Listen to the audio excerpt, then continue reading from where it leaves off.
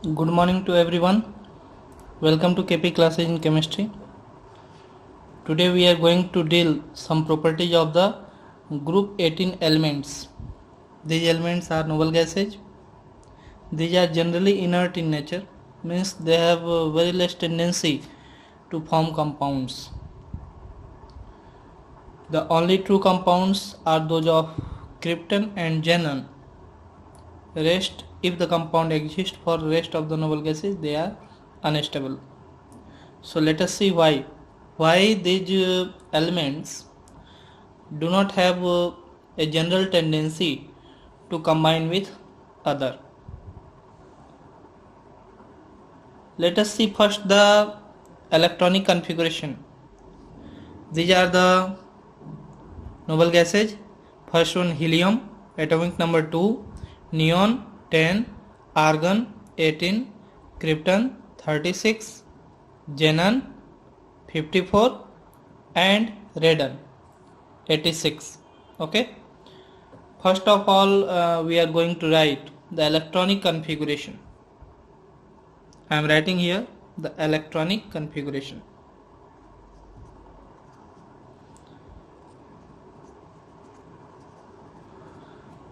Electronic configuration.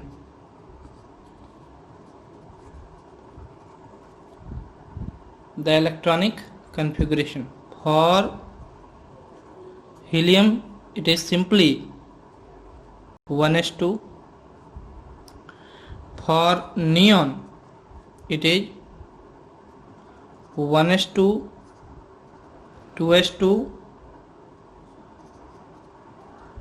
and 2p6, or you can write in shortcut, this is configuration for helium.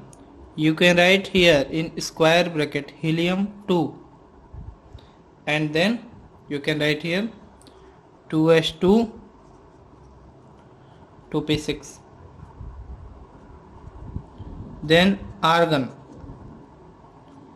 likewise you can write, this is the configuration for neon. You can write here in square bracket neon, atomic number 10, means 10 electron, and then you can write 3s2 3p6. Then krypton, atomic number 36. You can write here argon Ar 18, 4s2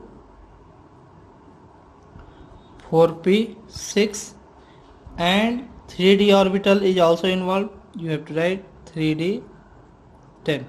Okay, then xenon, atomic number 54. You can write krypton 36. Then the next d subshell 4d10, 36 plus 10 46. Okay, only 8 electrons left. You can write from next shell 5s2 5p6, total 8 electrons. Now total 36 plus 10 46 plus 2 48 plus 6 54, that is equal to the atomic number of the xenon. Likewise you can write for radon Rn 86. Here the configuration is of xenon 54. Now here one more subshell is there, it is your 4f subshell. You will write 4f, it is completely filled, 4f14. Now rest continues. The next d subshell is your 5d 5d10. Next your 6s2 6p6. You can see here 54 plus 14 68, 68 plus 10 78, plus 2 80, plus 6 86. So these are the electronic configuration of each of the noble gases. In each of these electronic configuration, we see the In case of helium, the s subshell that has the capacity of maximum of 2 electrons, it is completely filled. And in rest of these, I am viewing here the p subshell is completely filled. It means the according to the octet rule, according to the Lewis octet rule, the outermost shell has 8 electrons. Here I can see the outermost shell has 8 electrons, and in case of helium it is having 2 electrons. Means duplet in case of helium and octet in case of rest of the noble gases is fulfilled. These conditions are fulfilled. Therefore, noble gases do not need any extra electron for the stabilization. Therefore, noble gases do not combine with any other atoms of the element of the periodic table, and hence these are generally inert. Okay, I can write here octet. Octet condition is fulfilled, or duplet. Duplet condition is also fulfilled in case of helium. Therefore, these noble gases do not have any tendency to form any compound.